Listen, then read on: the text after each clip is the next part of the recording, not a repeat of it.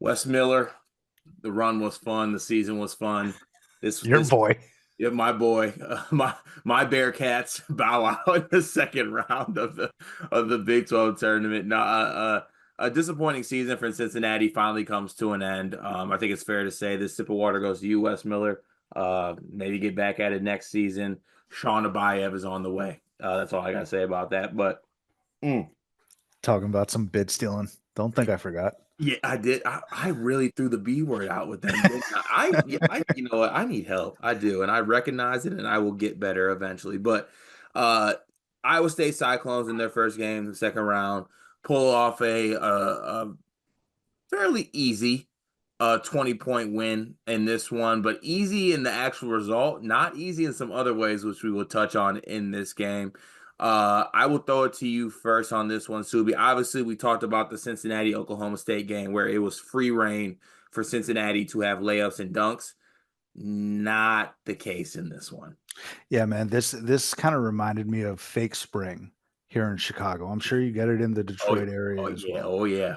Right. So, what does fake spring mean to folks that may not know what it is? All right. Basically, it is one day, let's say Monday, it's 68 degrees, and you're walking outside and you're like, man, it's patio weather. Where are the tables? Where are the chairs? Get the patios out.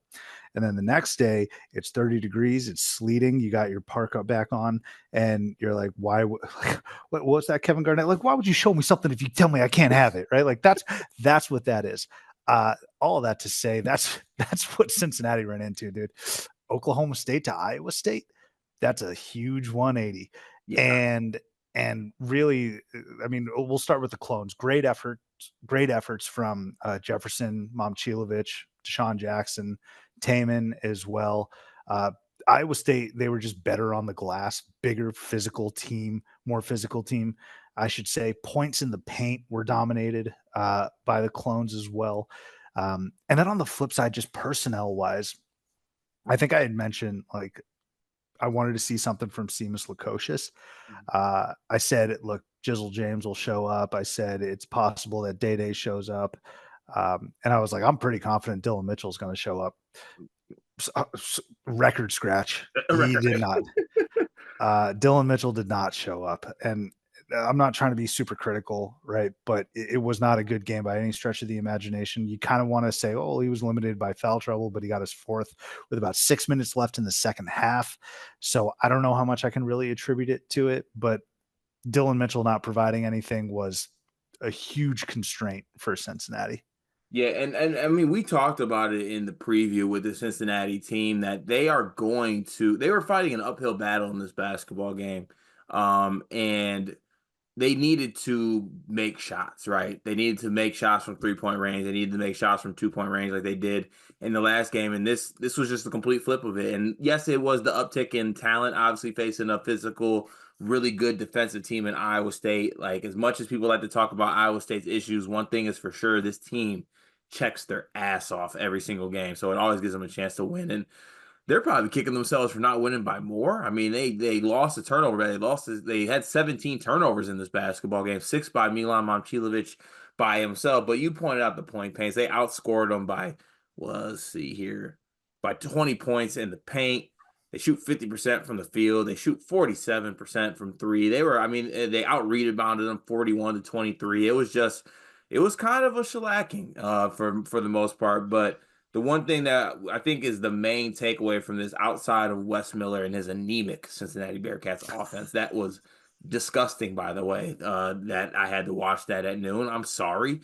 But this Iowa State team is dropping like flies, man. Like, this is, and I say this jokingly when I talk about other tournaments, right? Like, I sometimes joke and I'd be like, I was on the Big Ten previews and I was like, if I'm Purdue, is winning this that great, or do I want to make sure that my three players who have to play 40 minutes a game and carry this team on their back have fresh legs? I am not joking. Iowa State needs to play this so overcautiously because in order to get where they want to go, they need to have a healthy team. So I don't care if one of their players wakes up with an upset tummy. Out. Play somebody else. I don't know if Otzelberger has a son or something like that, a walk on. It's his time.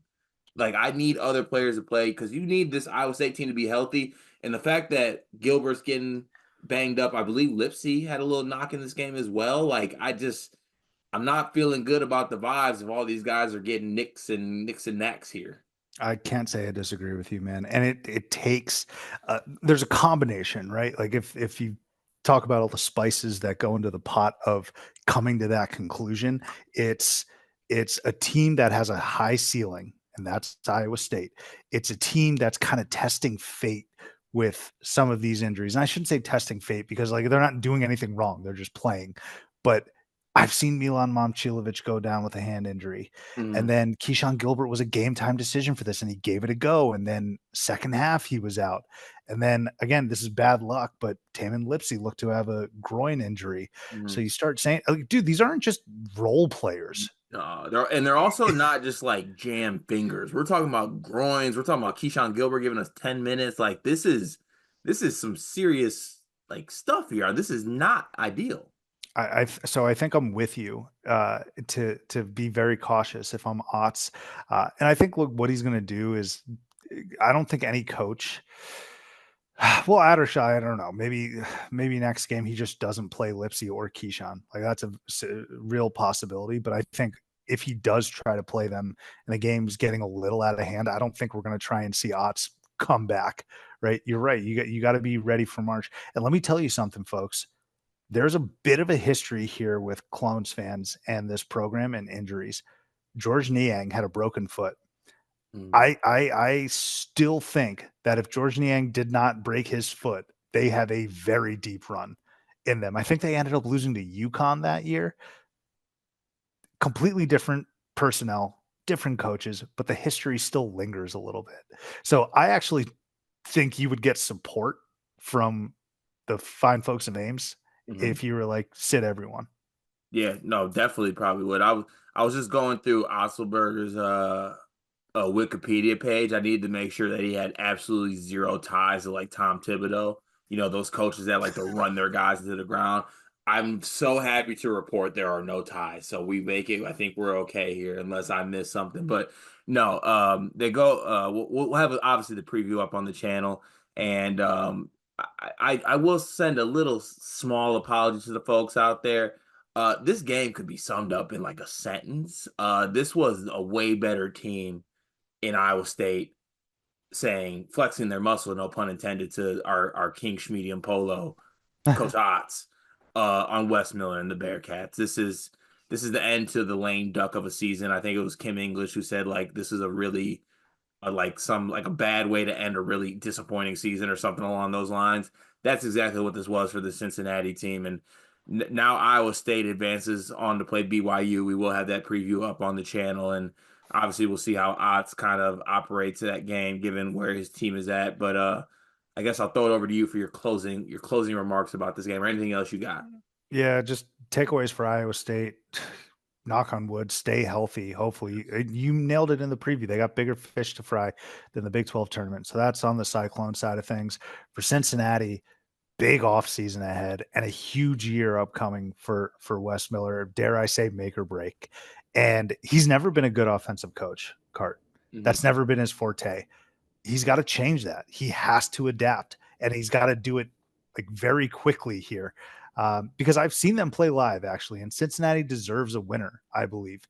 And even in a year where you were supposed to be really good and Xavier was supposed to be down somehow, some way, and you beat Xavier somehow, some way, Xavier is closer to the NCAA tournament at the end of the day or end of the season than you are. That is a huge issue, right there. So, I mean, just a monumental offseason coming up for Cincinnati. Yeah, two things. One, Yancey Gates didn't die for this. He deserves better as a player. He deserves better as a Cincinnati Bearcats legend. He paved the way for big body guys like me. Shout to Yancey Gates. And secondly, I got to show my high school recruiting chops here. I'm gonna go ahead and extend this olive branch to Cincinnati Bearcat fans. You have a top five offensive player coming into your school next year in Sean Abayev. Now you got to get him there. Okay. Like I don't know what's going to happen. You need to make sure he gets on campus. You can never know with kids nowadays.